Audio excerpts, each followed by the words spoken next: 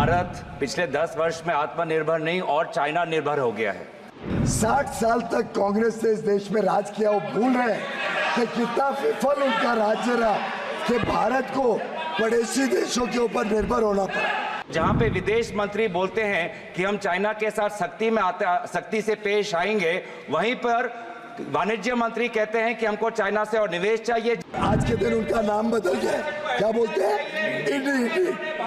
आजकल INDI alliance बनी है, पर यह यूपीए है।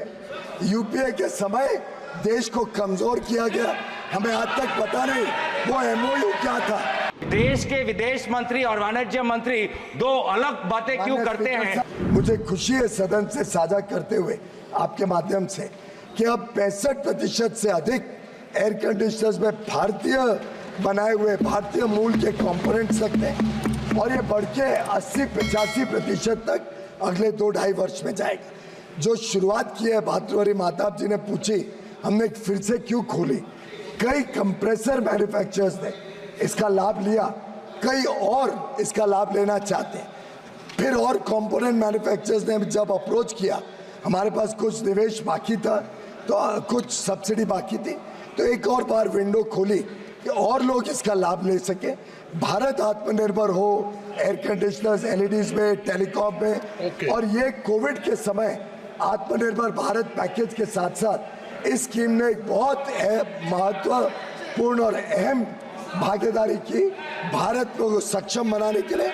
और जहाँ तक वीज़ा की बात है, जो पीएलआई स्कीम के अंतर्गत कंपनियाँ आती हैं, साधारणतः अगर वो सुरक्षा के दृष्टिकोण से घातक ना हो, जेन्युइन बिजनेस ट्रांजैक्शन हो, तो उसके लिए वीज़ा की प्रावधान किया गया है। जहाँ जहाँ जेन्युइन केसेस पीएलआई से लिंक्ड आते हैं, वो आईटी को अप्रोच करते हैं, तो एमई और होम मिनिस्ट्री के साथ मिलके हम चेक करके उनको वीज़ा देने के लिए प्रयत्नशील। गौरव गोगोई जी। धन्यवाद अध्यक्ष महोदय। मंत्री महोदय बात तो करते हैं आत्मनिर्भर की, पर जिस प्रकार का उन्होंने आर्थिक स्थिति बनाई है, अब भारत पिछले 10 वर्ष में आत्मनिर्भर नहीं और चाइना निर्भर हो गया है। अब अभी अरविंद सावंत जी ने कहा कि चाइना से और वीज़ास की मांग मंत्रालय कर रही है और ये उन मंत्रालय को ये सुझाव भी दे रहे हैं कि हमको और वीज़ास चाहिए। कुछ दिन पहले आपका प्रश्न क्या? मैं मंत्री महोदय से यही पूछना चाहता हूं कि इकोनॉमिक सर्वे ने भी कुछ दिन पहले यही लिखा कि चाइना से हमको और एफडीआई हमको लेना चाहिए। तो जहां पे विदेश मंत्री बोलते हैं कि हम चाइना के साथ सख्ती से पेश आएंगे, वहीं पर वाणिज्य मंत्री कहते हैं कि हमको चाइना से और निवेश चाहिए, चाइना से और वीजा चाहिए। तो देश के विदेश मंत्री और वाणिज्य मंत्री दो अलग बातें क्यों करते हैं? डबल इंजन की बात। माननीय सदस्य ने 60 साल तक कांग्रेस ने इस देश में राज किया। वो भूल रहे हैं कि कितना विफल उनका राज्य रहा कि भारत को पड़ोसी देशों के ऊपर निर्भर होना पड़ा।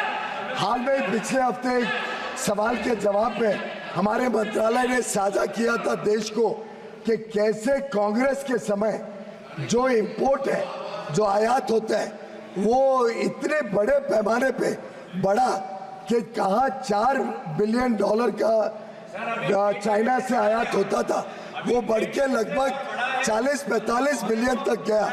यानी 10 गुना से ज़्यादा आयात चाइना से इनके समय में बढ़ा, जबकि हमारे समय में जो बढ़त हुई वो मात्र 2-2.25 गुना हुई। हमने नियंत्रण में लाया, हमने अलग अलग स्कीम से देश को आत्मनिर्भर बनाया, देश में मैन्युफैक्चरिंग को अट्रैक्ट किया। मैं सीधा आरोप लगाता हूँ यूपीए के ऊपर, और आज के दिन उनका नाम बदल गया, क्या बोलते हैं? इंडी। आजकल इंडी अलायंस बनी है, पर यह यूपीए है। यूपीए के समय देश को कमजोर किया गया। हमें आज तक पता नहीं वो एमओयू क्या था। वो एमओयू चाइना के साथ जो कांग्रेस के नेताओं ने किया, आज तक पता नहीं क्या था। क्या उसके कारण भारत का ट्रेड डेफिसिट यूपीए के समय लगभग 30 गुना बढ़ा? ये यूपीए का ट्रैक रिकॉर्ड। और भारतीय जनता पार्टी और एनडीए ने चाइना पर भी लगाम लगाया, निवेश पर भी लगाम लगाया। जहाँ तक चीफ इकोनॉमिक एडवाइजर की बात है, वो एक इंडिपेंडेंट एटोनमस रिपोर्ट लाते हैं। उस रिपोर्ट का उनके विचार है, कि भारत की सरकार का अभी की स्थिति में एट प्रेजेंट कोई बदलाव नहीं है। जो निवेश चाइना से आता है उसको प्रेस नोट 3 के तहत चेक किया जाता है और जहाँ जहाँ हमें उचित नहीं लगता है उसको रोका जाता है। भारत सरकार की पॉलिसी आज भी वही है। चीफ इकोनॉमिक एडवाइजर के मात्र सुझाव